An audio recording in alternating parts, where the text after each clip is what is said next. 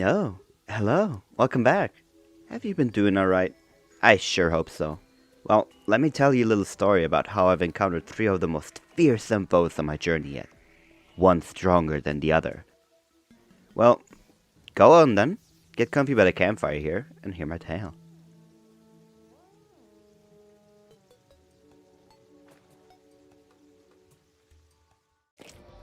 Our journey continues where we last stopped, the victory over the giant eyeball. On my quest to prepare for the next fight, the worm, I accidentally already broke one of the purple balls, leaving me without a summoning ball. However, one of the many traders in town told me a secret, a way to summon the great evil, to defeat it and be rid of its presence of this world. And so, I set out to gather the much needed resources, and I was ready to summon the great evil. But wait, I didn't realize I was in the wrong area for it. Running up to make up for my mistake, I made yet another mistake. And I perished for it. So, rather than wallow in my own grief of a failed plan, the game threw me a bone. Gobbies attacked my home, and it was as eventful as you'd expect it to be. So not really. You see, the holes in front of my doors, they were there for a reason after all. Save for the occasional gob that slipped by, this attack was really uneventful.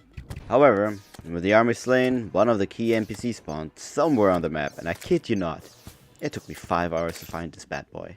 But before I could even begin to hunt for him, another event, Slime Rain, which meant Slime King. Wasn't too hard thanks to my arena, just a few bullets here and there. Which really got me thinking, what got me killed in the first place? Well, I mean with the worm anyway. And here was a little thought that I had.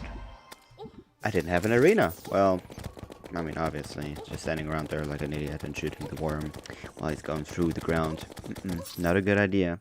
So I did the smartest thing ever, and I built a arena right above the skeleton dude thing, person, whatever. Which also just happened to be right next to a corruption area. So I guess you could say it's a win-win. Took me a while, and here we go. With the arena in place, I decided, you know what, I feel like I got enough damage. I did a decent chunk of damage to the worm the first time. However, I took a lot of damage in the process. So, now I got a lot of place to dodge, and, well, the damage output should be good enough, depending on how the worm will slide around in the area. It didn't take me that long, I just shot at it until it died. It wasn't really too eventful, and the damage output was... it wasn't too bad.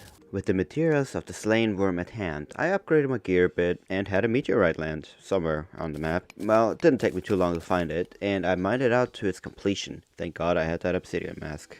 Crafting my new gear out of the new stuff, I felt rather ballsy, so I decided to test my damage on the unfortunate eyeball that was lingering around.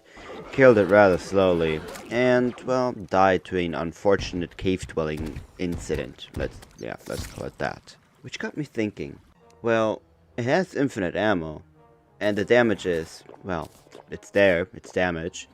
Why not try the skeleton? So I did. Regretted it immediately.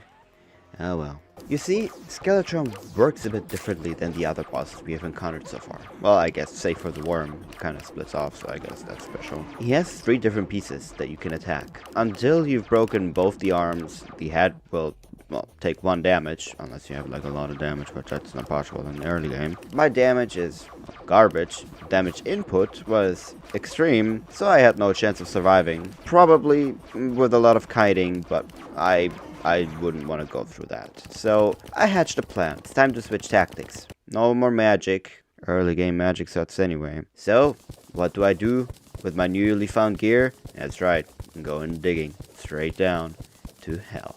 Again. While I do want to say digging down straight to hell is probably as exciting as watching grass grow, it's quite the opposite. You can drown and all that fun jazz, but I'll spare you the details. However, there is one thing of note that happened during my descent. That's right, I finally found the bugger, and I have unlocked one of the most important NPCs in the whole playthrough. You see, the goblin is important for 2 reasons. He upgrades, or upgrades, your gear, and he gives you access to the goblin tinkerer's table, which then allows you to combine items. If an item is labeled a material, it's most likely an item that can be merged together with a different item. Very cool, very helpful, very needed. On a sad note, this isn't my first goblin dude that I found. It's actually my second. The first one died. so I had to look for him again. You see why it needed 5 hours for that. Well, with my gear having a much needed upgrade, I finally got to work on my main goal, mining hell ore. Since I decided to go full melee for now, I had to take the strongest gear for it if I wanted to defeat the evil Bone Man himself. The mining, however, took a little longer than I'd like to, well, show. But eventually I crafted a blade that would be strong enough to defeat the boss. And another meteorite. Testing out my new blade, it was strong. Even with my mage gear, I already did quite a bit of damage, so I continued mining for the melee gear now as well, with only a few complications. After derping around a little with my newly acquired kite, I finally finished decking myself out. Now, all that's left to do is to grab some potions and finally beat that skeleton. The fight itself took quite a while, with the skeleton dodging here and there and, well, flying out of range of my melee attacks. I eventually got lucky with a falling star doing massive amounts of damage and killing it. What a fitting end.